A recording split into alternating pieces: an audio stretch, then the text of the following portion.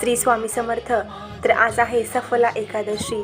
हे एकादशीचे महत्त्व काय असते व एकादशी का साजरी करावी व एकादशीची कथा आपण आजच्या व्हिडिओमध्ये बघणार आहोत. तर यंदा 15 डिसेंबर 2025 सोमवार रोजी सफला एकादशी साजरी होत आहे.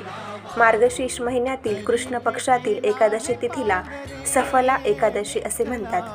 ही वर्षातील शेवटचीच एकादशी आहे. चला जाणून घेऊया सफला एकादशीची व्रतकथा आणि तिचे महत्त्व. यावर्षी सफला एकादशी 15 डिसेंबरला साजरी करायची आहे.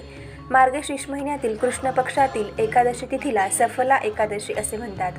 असे मानले जाते की या दिवशी केलेली प्रार्थना, उपवास व मनोकामना पूर्ण करण्यास मदत करते.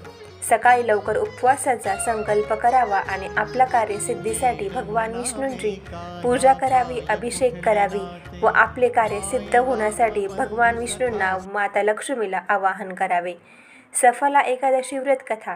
सफला एकादशी व्रत कथेच्या कथेनुसार चंपावती नगरीत महिष्मत नावाच्या राजाचे 5 पुत्र होते. मोठा मुलगा चरित्रहीन होता आणि देवांचा तिरस्कार करत असे. त्याने मांसही खाल्ले आणि त्याच्यासोबत अनेक अनिष्ट गोष्टीसुद्धा केल्या, ज्यामुळे राजा व त्याच्या भावांनी त्याचे नाव लुंपक असे ठेवले. त्यानंतर त्याच्या भावांनी त्याला राज्यातून हकलून दिले. असे होऊन सुद्धा तो स्तब्ध बसला नाही आणि त्याने स्वतःचेच शहर लुटले. एके दिवशी तो चोरी करत असताना सैनिकांनी त्याला पकडले, पण राजाचा मुलगा म्हणून त्याची सुटका पण झाली. मग तो जंगलात एका पिंपळाच्या झाडाखाली राहू लागला. मार्गशीर्ष महिन्याच्या कृष्ण पक्षातील दशमीच्या दिवशी थंडीमुळे तो अत्यंत अशक्त झाला.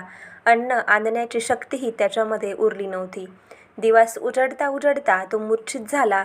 दुसऱ्या दिवशी सूर्योदय झाल्यानंतर सूर्याच्या गरमीमुळे त्याला जाग आली. कसाबसा तरी तो स्वतःला सावरत तो